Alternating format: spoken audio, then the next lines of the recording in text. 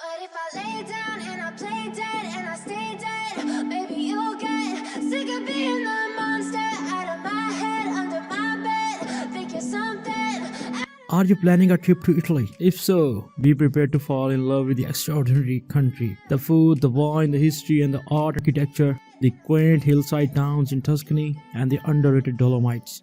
There is something here for everyone. The list of best places to visit in Italy is so long in fact that it would take months to see all of them. Most people have just a week or two to explore this amazing country. So we are going to discuss in this video a list of the best destinations to visit in Italy. That is a good starting point for having the best holiday here.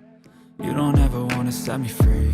You know I'm addicted to you, and it's twisted. You've been gifted with the evil voodoo. Italy's capital city is a globally renowned cultural and historical powerhouse, boasting everything from ancient ruins and tranquil parks to Michelin-starred restaurants. Here you will find the most important relic from the Roman Empire, the Colosseum, some of Michelangelo's greatest works in the Sistine Chapel, an 18th century Baroque-style fountain, the Trevi Fountain, and of course, the center of Catholicism, Vatican City. Other can't miss tourist attractions in the Eternal City include the Pantheon, the Roman Forum, and St. Peter's Basilica, the world's largest church, is located in Rome as well.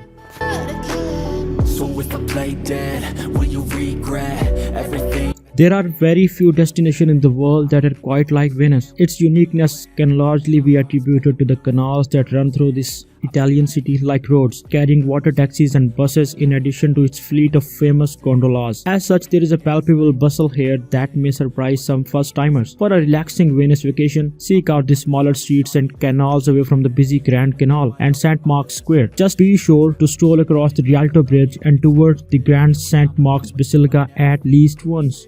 The Leaning Tower of Pisa is world famous, but is it really worth visiting it?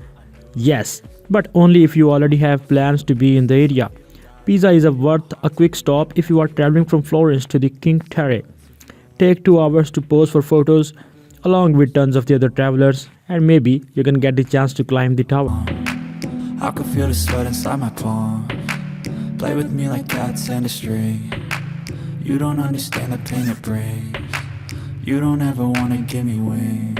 Italy is renowned for its delicious cuisine, so why not visit the Italian city credited with being the birthplace of pizza, one of the world's most popular culinary creations. Along with its famous food, Naples is home to incredible art, most of which you can see at San Severo Chapel Museum and the Naples National Archaeological Museum. For a look into the region's fascinating past, journey beneath the city of Napoli Sotterranea, a network of underground tunnels and chambers built by the ancient Greeks and Romans.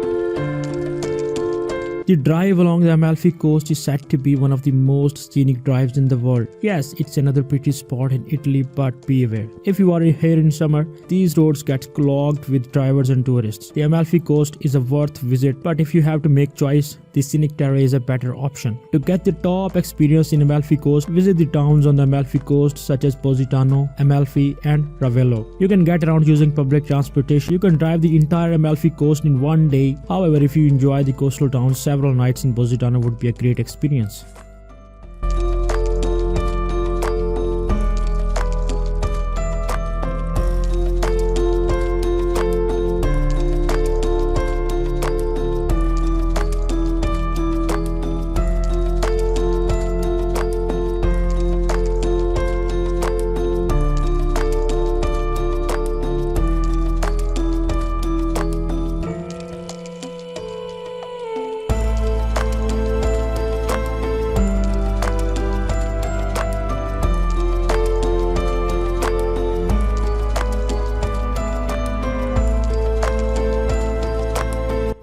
If we talk about Milan, Milan is home to the Duomo, world-class museums, trendy shopping areas, and Leonardo da Vinci's Last Supper. This city is undergoing an architectural renaissance, and it is worth even a few hours on the fastest of itineraries. Walk on the roof of the Duomo, see da Vinci's Last Supper, go shopping at Galleria Vittorio Emanuele II. One day or more, Milan makes a nice day trip if you are traveling between the cities such as Florence, Venice, Lake Como. From Milan, you can easily day trip to Lake Como.